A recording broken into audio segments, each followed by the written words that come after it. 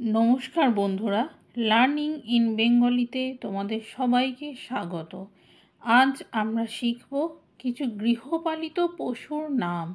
গৃহপালিত পশুকে ইংরেজিতে বলা হয় ডোমেস্টিক অ্যানিম্যাল।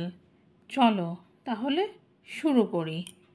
গৃহপালিত পশু বলতেই প্রথমেই আমাদের যে নামটি মনে আসে সেটি হলো গরু। গরুকে আমরা ইংরেজিতে বলি কাউ। আর পুরুষ গরু বা বলদকে ইংরাজিতে বলা হয় বুল।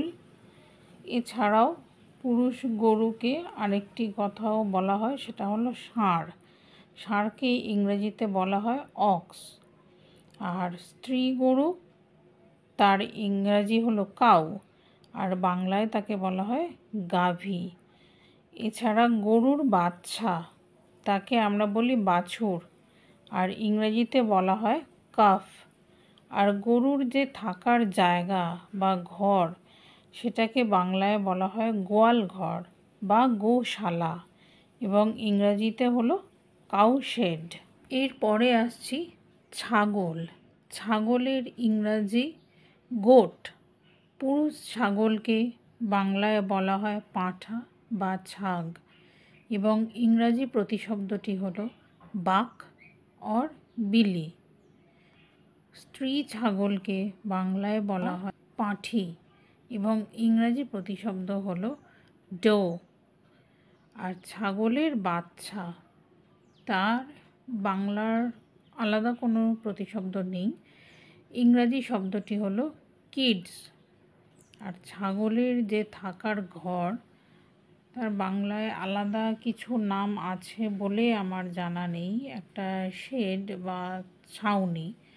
আর ইংরাজিতে বলা হয় লকার বা পেন। পরবর্তী গৃহপালিত পশুটি হলো মহিষ। মহিষকে ইংরাজিতে বলা হয় বাফালো। পুরুষ মহিষ, তাকে ইংরাজিতে বলা হয় বুল। স্ত্রী মহিষ, তাকে ইংরেজিতে বলা হয় কাউ।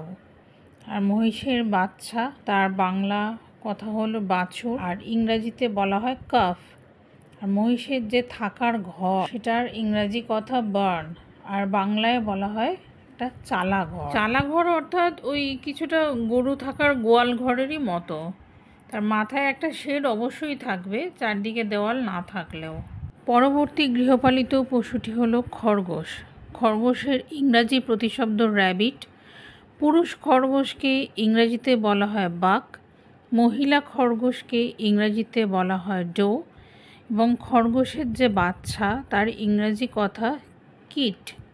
আর খরগোশের থাকার ঘর, আমরা বাড়িতে খরগোশ পোষার জন্য আলাদা করে খাঁচা রাখি বা ঘর বানাই, বা ইন জেনারেল খরগোশ থাকে গর্তের মধ্যে, মাটির মধ্যে গর্ত করে সেখানে থাকতেই তারা বেশি কমফোর্ট ফিল করে। খরগোশের ঘরকে ইংরেজিতে বলা হয় বারো।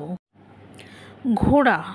ঘোড়ার ইংরাজি প্রতিশব্দ হর্স। পুরুষ ঘোড়া বা ঘোটক, যার ইংরাজি প্রতিশব্দ স্ট্যালিয়ন। মহিলা ঘোড়া বা ঘোটকি, যার ইংরাজি প্রতিশব্দ মের। ঘোড়ার বাচ্চা, যাকে ইংরেজিতে বলা হয় ফোল। আর ঘোড়ার থাকার ঘর, তাকে বাংলায় আমরা বলি আস্তাবল, ইংরাজিতে স্টেবল বা হর্স বার্ন। গাধা।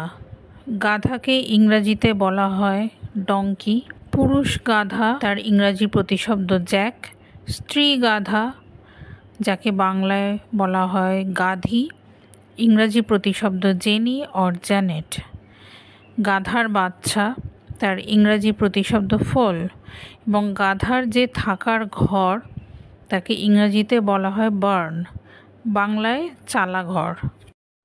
পরবর্তী গৃহপালিত পশুটি হলো ভেড়া। ভেড়াকে ইংরাজিতে বলা হয় শিপ, এবং পুরুষ ভেড়া অর্থাৎ মেষ, তার ইংরাজি প্রতিশব্দ র্যাম। স্ত্রী ভেড়া অর্থাৎ ভেড়ি, তার ইংরাজি প্রতিশব্দ ইউজ। ভেড়ার বাচ্চা, তাকে বাংলায় বলা হয় মেষ শাবক, এবং ইংরেজিতে ল্যাম্ব। ভেড়া থাকার জায়গা অর্থাৎ ভেড়ার গোয়াল, তাকে ইংরেজিতে বলা হয় শিপ পেন। পরবর্তী গৃহপালিত পশু কুকুর। যার ইংরাজি প্রতিশব্দ ডগ। পুরুষ কুকুরকে ইংরাজিতে বলা হয় স্টাড।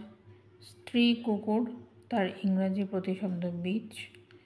কুকুরের বাচ্চা, তাকে ইংরাজিতে বলা হয় পাপ্পি। এবং কুকুরের থাকার ঘর, তার ইংরাজি প্রতিশব্দ ক্যানেল। পরবর্তী গৃহপালিত পশু হলো বিড়াল। বিড়ালের ইংরাজি প্রতিশব্দ ক্যাট। পুরুষ বিড়াল, তাকে ইংরাজিতে টম বা টম ক্যাট বলা হয়। এবং স্ত্রী বিড়াল, তাকে ইংরাজিতে বলা হয় কুইন। বিড়ালের বাচ্চা, তার ইংরাজি হলো কিটেন। এবং বিড়ালের থাকার ঘরকে বলা হয় ক্যাটারি। তাহলে আজ এ পর্যন্তই। ভিডিওটি দেখার জন্য আপনাদের সকলকে ধন্যবাদ। ভালো লেগে থাকলে অবশ্যই লাইক, শেয়ার ও কমেন্ট করতে ভুলবেন না। পরবর্তীতে আমি গৃহপালিত পশুর দ্বিতীয় পর্ব নিয়ে আবার আপনাদের কাছে হাজির হব। আপনারা ভালো থাকবেন, সুস্থ থাকবেন। টাটা।